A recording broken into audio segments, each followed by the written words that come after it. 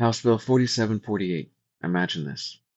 Imagine the state needs to buy medical supplies. Instead of choosing one company, it now gives the contract to several.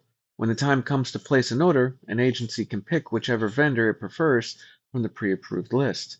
What the bill says it does? House Bill 4748 is supposed to make government purchasing faster and more reliable by letting agencies award a single contract to multiple vendors. It's meant to prevent delays if one contractor drops out. What it actually does. The bill lets the comptroller and agencies build closed vendor pools where a few companies are approved up front. Once those pools exist, agencies can hand out orders using their own idea of best value.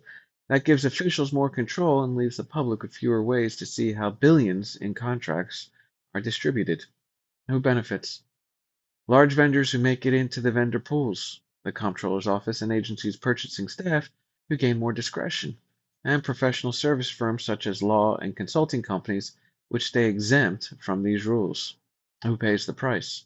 Smaller and newer Texas businesses that may never get into the vendor pools, taxpayers who lose visibility in how contracts are awarded, and communities that depend on fair competition to keep state costs low. Why it matters. When competition becomes limited and decisions move behind closed doors, public money can start to flow in predictable directions.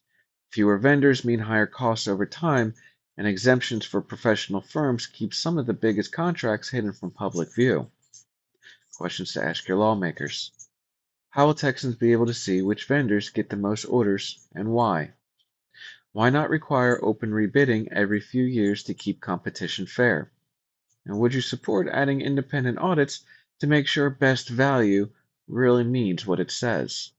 Bottom line, House Bill 4748 promises efficiency, but risks creating a quieter, less competitive system where power and contracts stay in the same hands.